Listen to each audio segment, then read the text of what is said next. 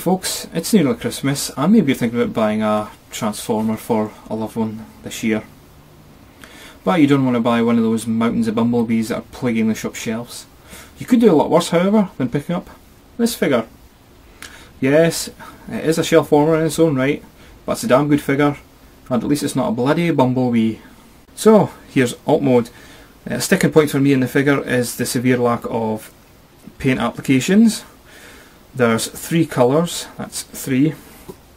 You get blue, black and silver, and that's it. The bike is based on, I assume, some form of superbike. I'm not a petrol head, so I'm not really sure there what kind of model it's based on.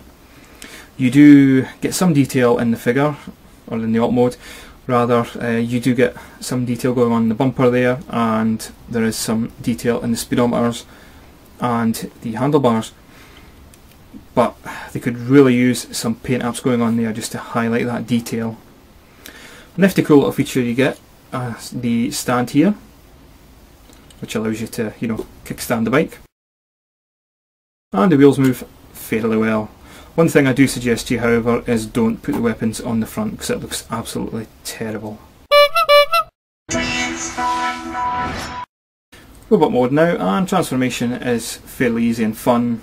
There's not much fiddle bits going on, and you do get the now obligatory Prime Deluxe head reveal gimmick. The lack of paint apps in robot mode is still present, as was in the alt mode. There's only now 2 different colours, as I mentioned. You've got the red in the head crest and a different type of silver on the torso. The head sculpt is quite nice, so it's fairly show accurate and does have some wicked light piping to it. The weapon Arcee comes with, while it is lacking paint apps as usual, is a gun and a blade. The blade is detachable, and she can either hold them in her hands, or there's 2 plugs on the side of her arms which you can plug them into, a la Megatron Starscream style.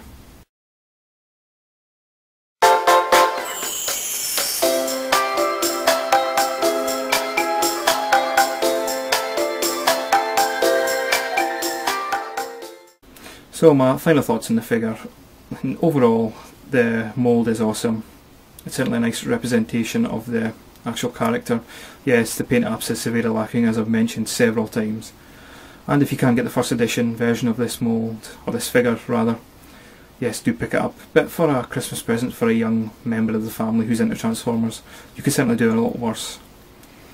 And I'd recommend it for that, especially if you can get it for £4.50 like I did. So guys, that's been my review this time. Thanks for watching. I'll see you later.